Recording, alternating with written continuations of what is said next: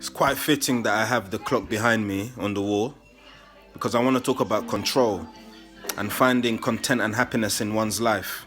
You see, what differentiates one's happiness from one's unhappiness is knowledge, and that is knowing the things you can be in control of and the things you cannot be ultimately. But a lot of people actually get wrapped up in their ego so much so that they forget there are situations and there are things in life that are out of their control. And that's why in the Bible we are reminded time and time again to watch your own, mind your business, in the sense of ascending and improving oneself and finding happiness in life and getting about your business the best way possible, not worried about the person to your left or to your right. And if we all did that, we would find that we would be so much more happy because you would be content in knowing that what you can control, you are in control of. And what you cannot control, you are not going to try and control. Because at the end of the day, we all have failed relationships. We all have frustrations in life because of what? Expectation. Expectation is born in the ego. It's like self-righteousness. And so with that expectation, we find that the universe is trying to teach us lessons. So we are humbled constantly, and that is our expectations are not met. So one person may decide to go left and know, through knowledge, know that there are things in life that they cannot control, but the things they can control, they will try and control to the best of their abilities. Another person will go right and think that those expectations should be met. And although they haven't been met, they will endeavor to get them met. So they will what? Control. And through that control will only come more misery, more strife, more frustration. So those people who go right and demand that their own purposes, their own perspective, their own egos are met, they need to realize that they are wasting their time.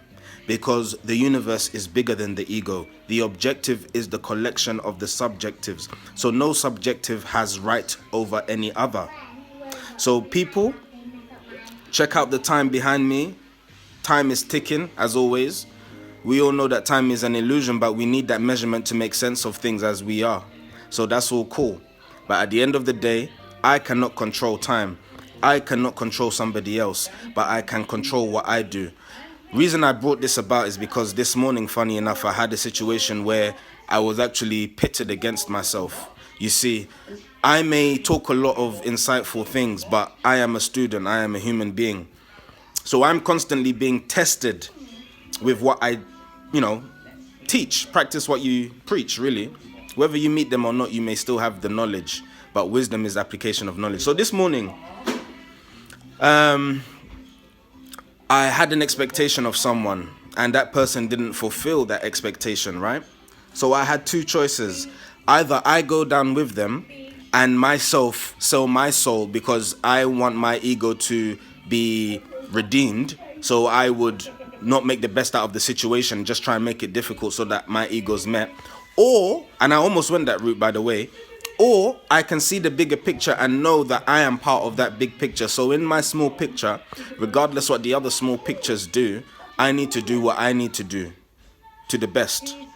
So luckily for me, my subconscious rose to my conscious quick enough for me to realize and make a decision.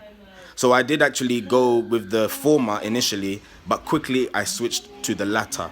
And that's what we all need to do in this year of 2017 and beyond. We all need to get our subconscious to our conscious quick enough and clear enough to make the right decisions at the right times. And it's as simple as that, folks. And you'll find you'll get your happiness through that. So have a peaceful day. Blessings.